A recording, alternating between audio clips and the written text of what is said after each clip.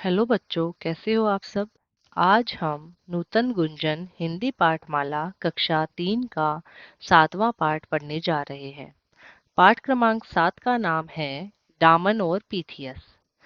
डामन और पीथियस ये दो मित्र रहते हैं। उनकी मित्रता के ऊपर ये हमें पाठ पढ़ाया गया है कि सच्ची मित्रता क्या होती है और मित्रता के लिए जो लोग बलिदान कर देते हैं अपना, वो क्या होता है। समय पालन जैसे मूल्यों का महत्व समझाया गया है कि समय अमूल्य होता है, समय की कितनी कीमत होती है और मित्रता की कितनी कीमत होती है। ये सब हमें इस पाठ के माध्यम से बताया गया है।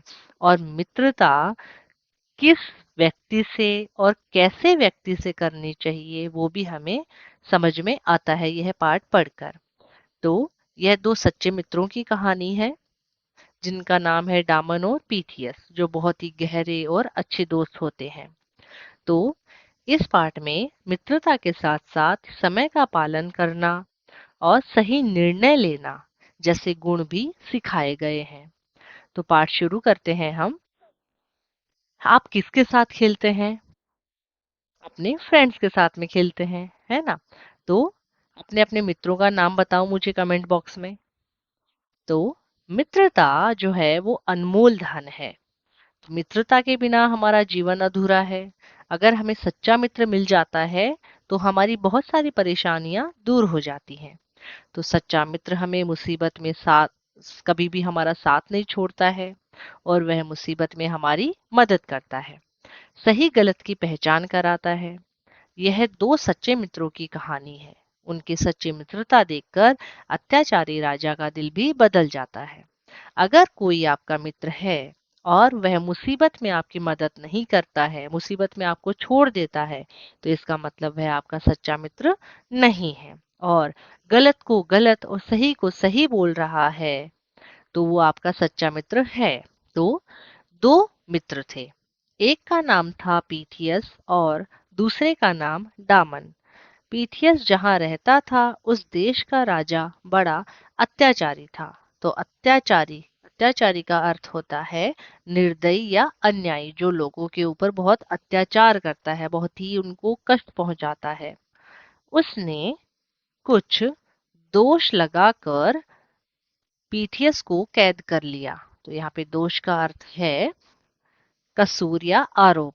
तो उसने कोई गलत आरोप लगाया पीथियस के ऊपर और उसको कैद कर लिया, यानी कि उसको जेल में डाल दिया और उसे फांसी की सजा सुना दी। फांसी देने से पहले पीथियस से पूछा गया, तुम्हारी अंतिम इच्छा क्या है? पीथियस ने कहा, मैं अपने परिवार से मिलना चाहता हूँ। तो राजा ने कहा, पीथियस के बदले कोई दूसरा आदमी जेल में रहने को तैयार हो तो पीथियस को कुछ दिनों की छुट्टी दे दी जाए। तो यहाँ पे राजा ने एक शर्त रख दी।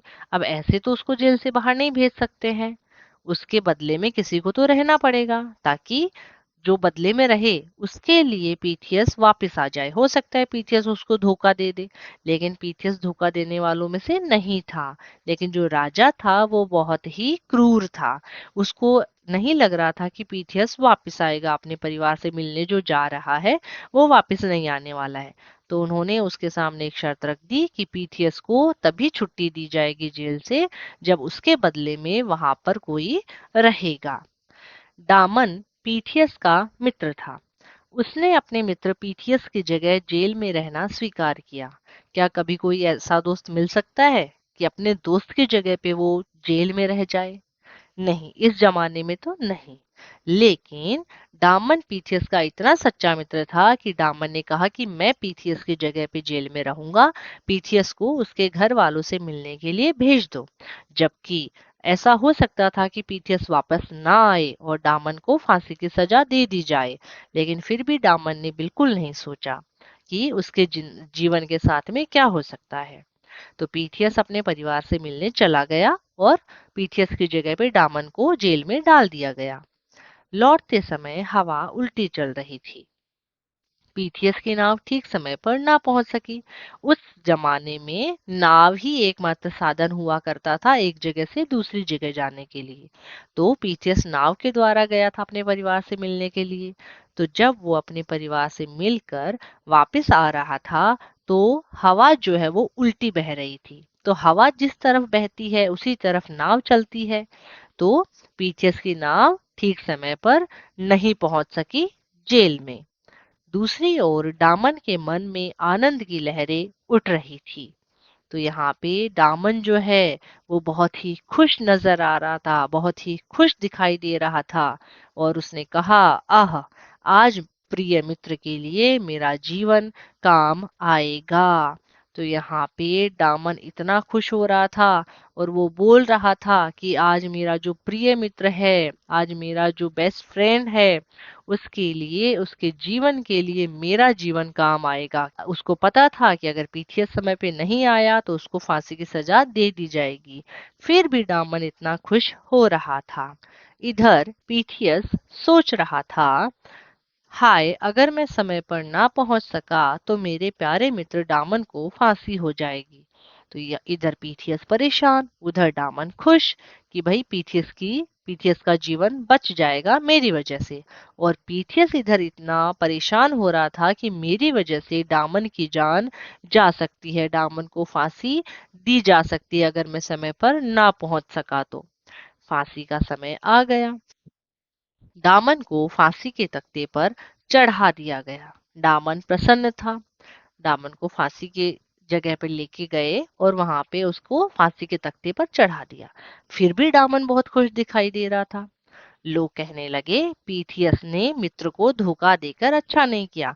अब लोगों को नहीं पता था कि उल्टी हवा बहने की वजह से पीथियस समय पर नहीं पहुंच सका, जबकि लोग पीथियस के बारे में गलत सोच रहे थे कि पीथियस ने मित्र को धोखा दे दिया और वो जानबूझकर वापस समय पर नहीं आया।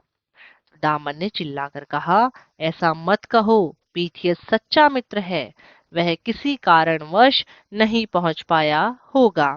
तो कारणवश यहाँ पे मतलब कि वो कोई ना कोई वजह, कोई ना कोई कारण होगा जिसकी वजह से वो समय पर यहाँ पर नहीं पहुंच पाया है। जबकि पीथियस जैसा सच्चा मित्र कहीं भी नहीं मिलेगा, किसी को भी नहीं मिलेगा। फिर उसने जल्लाद से कहा, जल्लाद वो होता है जो फांसी देता है। तो जल्लाद से कहा, भाई, समय हो गया, तुम देर क्यों कर रहे हो? तो दामन ने जल्लाद से कहा, जबकि फांसी जिसको मिल रही होती है तो वो ऐसा थोड़ी बोलता है कि भाई जल्दी करो, फांसी दे दो। नहीं। तो दामन को ऐसे लग रहा था कि कहीं पीथियस ना आ जाए और उसका जीवन खतरे में ना पड़ जाए। तो दामन ने जल्लाद को कहा कि तुम देर क्यों कर रहे हो, जल्दी करो। इतने में दूर से आवाज आई, ठहरो ठहरो, मैं पीथियस हूँ, फांसी की सजा मुझे हुई है। तो जब जल्लाद दामन को फांसी की सजा देने लगा, तो इतने में दूर से एक चिल्लाने की आवाज आई कि रुको रुको, मैं पीथियस हूँ। यानी कि पीथियस समय पर आ गया था फांसी की सजा होने से पहले। तो फांसी की सजा मुझे हुई है, उसको नहीं हुई है, ऐसा पीथियस ने कहा। देखते ही देखते पीथियस घोड़ा दौड़ाता हुआ वहां आ पहुंचा। तो घोड़े के द्वारा पीथियस जल्दी से वहां पर आ गया था। उसने झट से कूदकर फांसी के फंदे को अलग कर दिया। उसने दामन को गले से लगा लिया। दोनों की आंखों से आंसू बहने लगे। तो दामन को उसने फांसी के फंदे से दूर किया, अलग किया और दामन को गले से लगा लिया और दोनों खूब रोने लग गए। दोनों की आंखों में बहुत आंसू आने लग गए और दोनों ही बहुत दुखी थे। अब पीथियस ने वह फंदा अपने गले में डाल लिया। दामन इसलिए दुखी था कि पीथियस को फांसी की सजा हो जाएगी और पीथियस इसलिए दुखी था कि उसकी वजह से दामन को फांसी लग जाती थी। तो पीथियस ने वह फंदा जो है वो अपने गले में डाल लिया। राजा चिल्लाया, रुको रुको, मेरे पास आओ। मैं ऐसे सच्चे मित्रों की जोड़ी को तोड़ना नहीं चाहता। मैं चाहता हूँ कि आप मुझे भी अपना मित्र बना लें। तो यहाँ पे राजा तो बिल्कुल ही बदल गया, जो इतना क्रूर, इतना निर्दयी और इतना अन्यायी था। उसने खुद ने कहा कि रुको रुको, मेरे पास आओ, कि इतने अच्छे और इतने सच्चे मित्र जो हैं वो मैंने आज तक नहीं देखे। इतनी अच्छी जोड़ी मैंने आज तक नहीं देखी। तो इस जोड़ी को मैं तोड़ना नहीं चाहता हूँ। मैं चाहता हूँ कि आप लोग मुझे भी अपना मित्र बना लें। यानी कि जो क्रूर राजा था उसका भी हृदय परिवर्तन हो चुका था, यानी कि वो भी बदल चुका था। तो मुझे आप जैसे मित्रों की बहुत आवश्यकता है। तो यहाँ पे राजा था, उसका क्रूर हृदय था वो दया में बदल गया था और उसने कहा कि मुझे भी आप अपना मित्र बना लीजिए। मुझे भी आप जैसे अच्छे मित्रों की आवश्यकता है, यानी कि जरूरत है। राजा की आंखों से आंसू बह रहे थे। तो यहाँ पे राजा बहुत ही दुखी दिखाई दे रहा था कि मैं इन दोनों मित्रों को अलग कर रहा था, बिना वजह फांसी की सजा दे रहा था। तो राजा दुखी था और इतने अच्छे मित्रों को पाकर वो खुश भी नजर आ रहा था। तो आशा है आपको ये पाठ समझ में आया होगा। आगे हम बढ़ते हैं शब्द अर्थ की तरफ। शब्द अर्थ में पहला शब्द है अत्याचारी, यानी निर्दयी या अन्यायी। दोष, कसूर या आरोप। अंतिम, आखिरी या लास्ट। मित्र, दोस्त। स्वीकार, मान लेना। प्रसन्न, खुश। कारणवश, कारण से। आवश्यकता, जरूरत। तो यहाँ पे हमें दो मुहावरे भी दिए गए हैं जो पाठ में आए हैं। आनंद की लहर उठना मतलब खुश होना। गले से लगाना का अर्थ है बहुत प्यार करना। तो यहाँ पे श्रुत लेख के लिए हमें शब्द दिए गए हैं। अत्याचारी, इच्छा, छुट्टी, आवश्यकता, फांसी, तख्ते, प्रसन्न, जल्लाद। तो जो श्रुत लेख के लिए शब्द होते हैं वो हमें हमेशा लिखकर याद करने होते हैं, क्योंकि श्रुत लेख कक्षा परक में पूछे जाते हैं। अभी हम बढ़ते हैं मौखिक और लिखित प्रश्नों की ओर। तो मौखिक का पहला प्रश्न है, पीथियस के देश का राजा कैसा था? तो पहला है, पीथियस के देश का राजा बहुत अत्याचारी था। ख है, फांसी की सजा किसे सुनाई गई? तो इसका उत्तर है, फांसी की सजा पीथियस को सुनाई गई। ग है, पीथियस की जगह जेल में रहने को कौन राजी हुआ और क्यों? तो इसका उत्तर है, जेल में रहने को पीथियस का दोस्त डामन तैयार हो गया, क्योंकि फांसी पर चढ़ने से पहले पीथियस अपने परिवार से मिलना चाहता था। तो ये हो गए हमारे मौखिक प्रश्न। अभी हम बढ़ते हैं लिखित प्रश्नों की ओर। तो लिखित का पहला प्रश्न है, पीथियस की अंतिम इच्छा क्या थी? तो इसका उत्तर है, पीथियस की अंतिम इच्छा थी कि वह मृत्यु से पूर्व अपने परिवार से मिल ले। ख है, राजा ने पीथियस को कुछ दिनों की छुट्टी देने की क्या शर्त रखी? तो इसका उत्तर होगा, राजा ने पीथियस को छुट्टी देने की यह शर्त रखी कि पीथियस के बदले कोई दूसरा आदमी जेल में रहने को तैयार हो तो पीथियस को कुछ दिनों की छुट्टी दी जा सकती है। ग है, पीथियस को लौटने में देर क्यों हो गई? तो ये हमने पाठ में पढ़ा है कि लौटते समय हवा उल्टी चल रही थी। पीथियस की नाव ठीक समय पर नहीं पहुंच सकी, इसलिए पीथियस को लौटने में देर हो गई। घ है, राजा की आंखों से आंसू क्यों बह रहे थे? इसका उत्तर है, दो मित्रों की सच्ची मित्रता देखकर राजा की आंखों से आंसू बह रहे थे। एक दूसरे के लिए प्राणों की बाजी लगाने वाले ऐसे मित्र उसने पहले कभी नहीं देखे थे। ड़ है, डामन और पीथियस कैसे मित्र थे? उदाहरण देकर बताओ। इसका उत्तर है, डामन और पीथियस सच्चे मित्र थे। दोनों एक दूसरे की जान बचाने के लिए खुद फांसी पर चढ़ना चाहते थे। अगला है प्रश्न संख्या 2। किसने किससे कहा? जिसका पहला है, आह, आज प्रिय मित्र के लिए मेरा जीवन काम आएगा।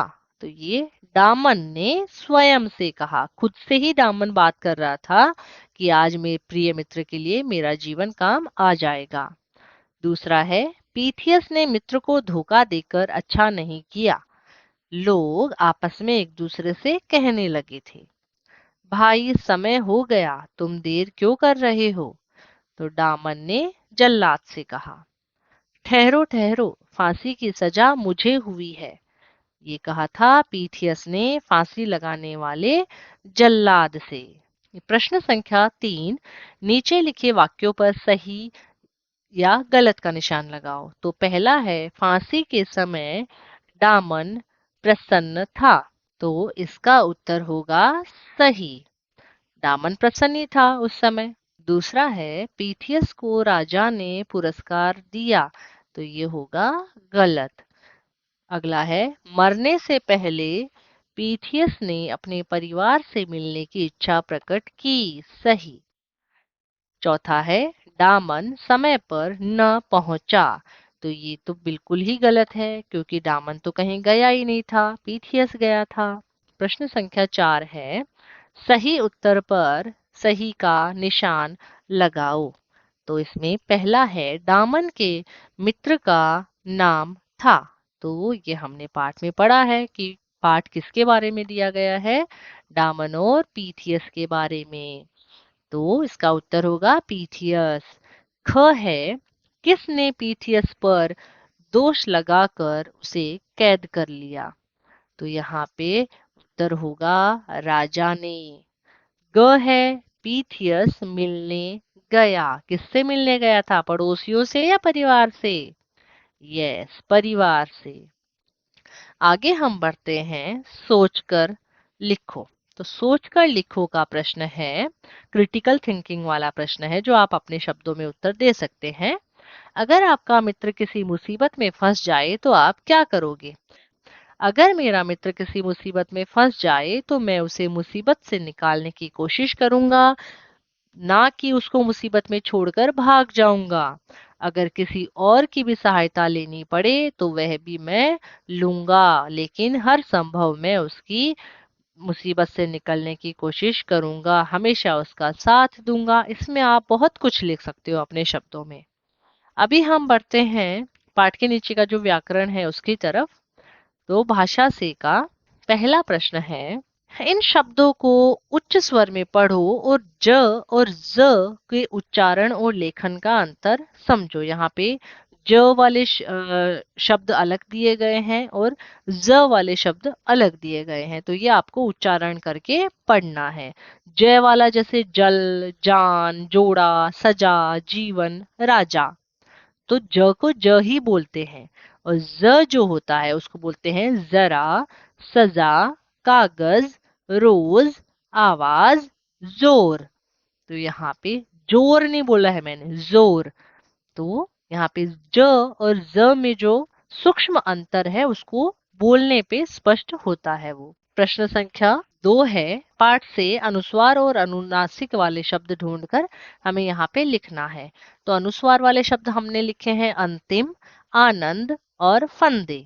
और अनुनासिक वाले शब्द हमने लिखे हैं फांसी, जहां और पहुंच। अगला है प्रश्न संख्या 3, पूर्ण विराम, अल्प विराम या प्रश्नवाचक चिन्ह लगाने हैं हमें यहाँ पे। तो पहला है, अपना अपना काम करो।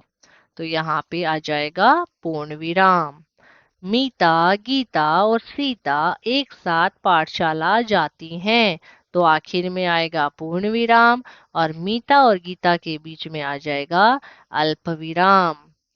ग है, वह रोज सवेरे उठता, दूध पीता और पढ़ने बैठ जाता है। तो लास्ट में आखिर में आता है पूर्ण विराम, और यहाँ पे दो वाक्य एक साथ जोड़कर एक वाक्य बनाया गया है, वह रोज सवेरे उठता। तो यहाँ पे आ जाएगा अल्प विराम। घ है, तुम किस कक्षा में पढ़ती हो? तो यहाँ पे प्रश्न पूछा गया है, तो यहाँ पे आ जाएगा प्रश्नवाचक चिन्ह। अगला है, हमें बड़ों का आदर करना चाहिए। तो यहाँ पे आ जाएगा पूर्ण विराम। और च है, कल तुम क्यों नहीं आई? तो यहाँ पे प्रश्न पूछा गया है, तो प्रश्नवाचक चिन्ह। छ है, मेरे पिताजी मेरे लिए खिलौना लाए थे। सिंपल वाक्य है, साधारण वाक्य है, तो पूर्ण विराम। क्या शीला, मीरा और मीना पक्की सहेलियां हैं? तो यहाँ पे प्रश्न पूछा गया है, तो आखिर में हम लगा देंगे प्रश्नवाचक चिन्ह। और यहाँ पे क्या तीन नाम आए हैं, तो एक या एक से अधिक नाम जहाँ पे आते हैं वहां पे बीच में लग जाता है अल्प विराम। तो क्या शीला, शीला और मीरा के बीच में आ जाएगा अल्प विराम। तो ये हो गए हमारे पूर्ण विराम, अल्प विराम और प्रश्नवाचक चिन्ह। प्रश्न संख्या 4। पहला देखो आपकी किताब में किया हुआ है सच्चा। सच्चा का विलोम हो जाएगा झूठा। मित्र, तो मित्र का विलोम हो जाएगा शत्रु। ग है स्वीकार, तो स्वीकार का विलोम हो जाएगा अस्वीकार। घ है बहुत, तो बहुत का विलोम होता है कम। तो यहाँ पे ये हो गए हमारे विलोम शब्द। आशा है आपको पाठ और पाठ से संबंधित प्रश्न उत्तर अच्छे से समझ में आए होंगे। धन्यवाद।